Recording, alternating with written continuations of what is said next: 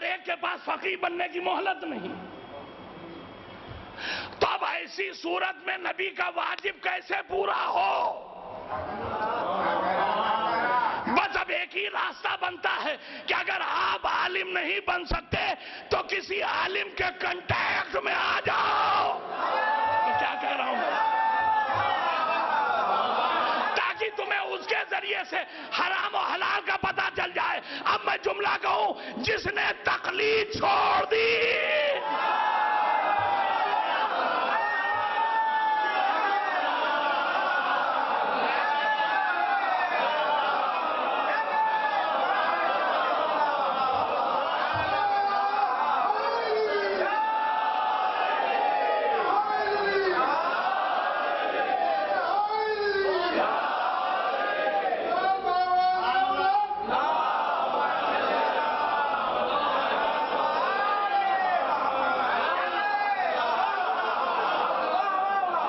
سیدھی سی بات ہے، نہ ہر ایک عالم قرآن بن سکتا ہے، نہ ہر ایک عالم حدیث بن سکتا ہے، نہ ہر ایک فقیہ بن سکتا ہے. تب مقصد رسول کیسے پورا ہو؟ بھائی ایک ہی راستہ پتا ہے کہ جب آپ کچھ نہیں کر سکتے تو کسی مجتہد کی تقلید کر لیجئے، جو وہ کہے اس پر عمل کیجئے. اور جب آپ عمل کریں گے تو آپ کا عمل مطابق قرآن بھی ہوگا، مطابق حدیث بھی ہوگا، مطابق فقہ بھی ہوگا. عمل آپ انجام دیں گے، دعائیں رسول دے گا.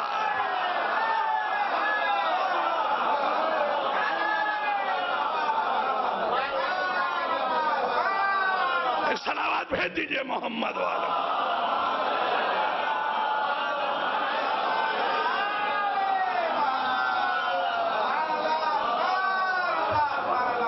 اب سمجھ میں آیا کہ تقلید کا فائدہ کیا ہے؟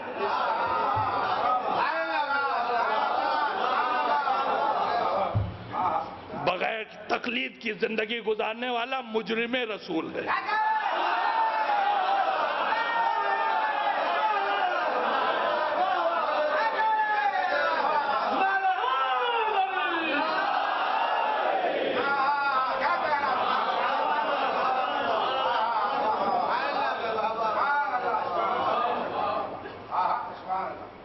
اب سمجھ میں آیا علم کی حیثیت کیا ہے اور عالم کا مقام کیا ہے.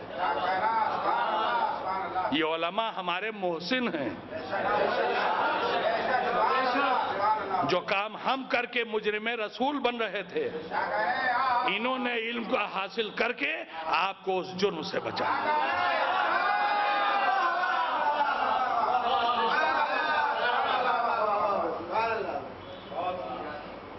اور اب اس منزل پر آنے کے بعد میں مجبور ہوں ایک جملہ کہنے کے لیے. ہم پر احسان ان علماء کا، لیکن یہ علماء صبح و شام اگر محمد اور آل محمد علیہ السلام کا شکریہ ادا کریں تو بھی کم ہے. اس لیے کہ یہ سارا علم انہی کا دیا ہوا تو ہے. اگر یہ نہ ہوتے تو کس میں دم تھا جو علم قرآن حاصل کر پاتا؟ کس میں ہمت تھی جو علم حدیث حاصل کرتا؟ اور کون تھا جو ہمیں فقہ اسلامی دیتا؟ یہ اولاد رسول کی قربانیوں کا صدقہ ہے. جانیں دے دی انہوں نے اپنی.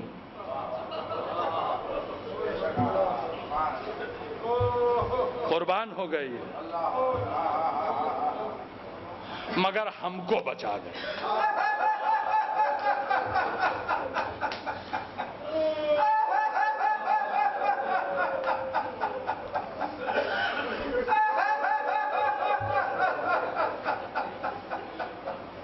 خدا ان آوازوں پر اپنی رحمتیں نازل کرے.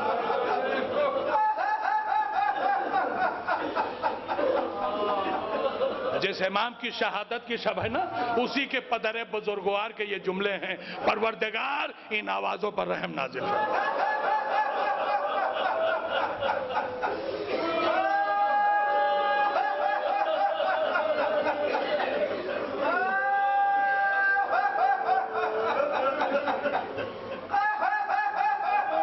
پوری تاریخ آل رسول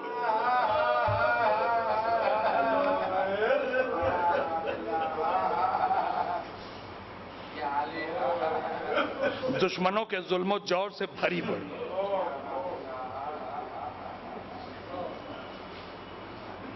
اللہ اللہ.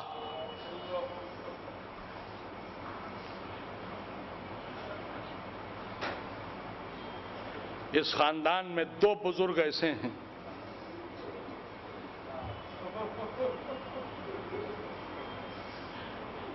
جنہیں زنجیروں اور بیڑیوں میں جکڑ کے رکھا.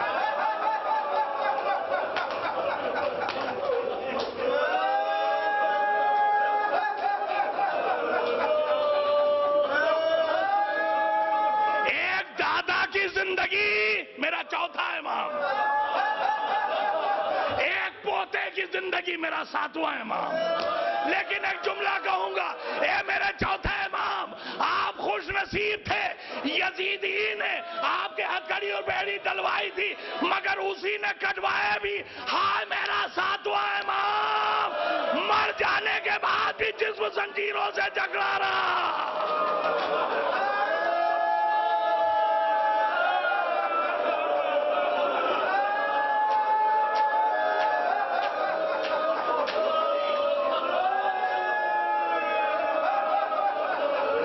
شہادت بھی میرے امام کے جسم میں زنجیریں جکڑی ہوئی.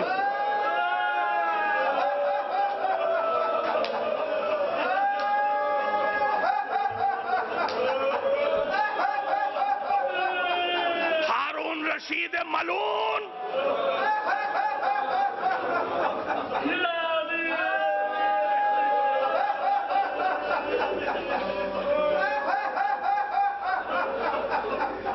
دیکھیں، تاریخ چونکہ انہی ملعونوں کے زمانے میں لکھی گئی.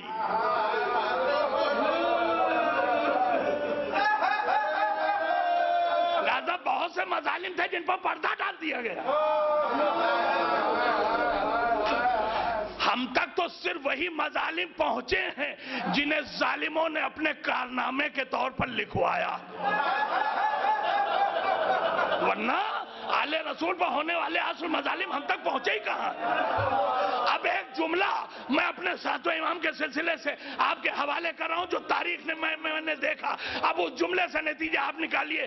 میرا 7واں امام اتنا لحیف، اتنا کمزور کہ تاریخ یہ کہتی ہے جس وقت آپ سجدے میں جاتے تھے لگتا تھا کوئی سفید چادر ہے جو پڑی ہوئی ہے.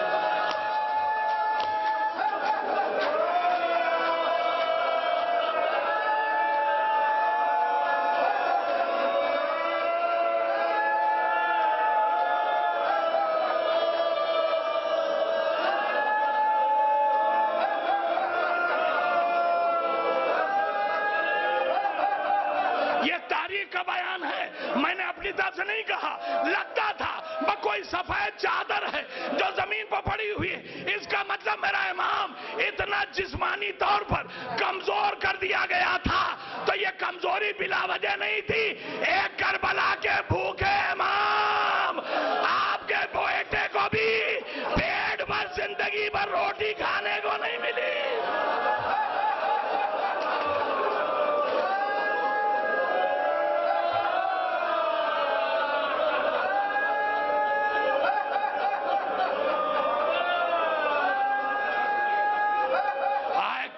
کے بھوکے اور پیاسے امام، اگر آپ کربلا میں 7 دن تک بھوکے اور پیاسے رہے تو یہ آپ کا بیٹا بھی پوری زندگی بھوکا رکھا گیا، پوری زندگی پیاسا رکھا گیا. یہی وجہ تھی میرا امام جسمانی طور پر اتنا کمزور نظر آ رہا تھا کہ جسم نظر ہی نہیں آتا تھا. ارے جو خود اتنا کمزور ہو چکا ہو اسے مارنے کی کیا ضرورت تھی. مگر آئے ظالم زمانہ میرے 7ویں امام کو ارے زہر دے کے مار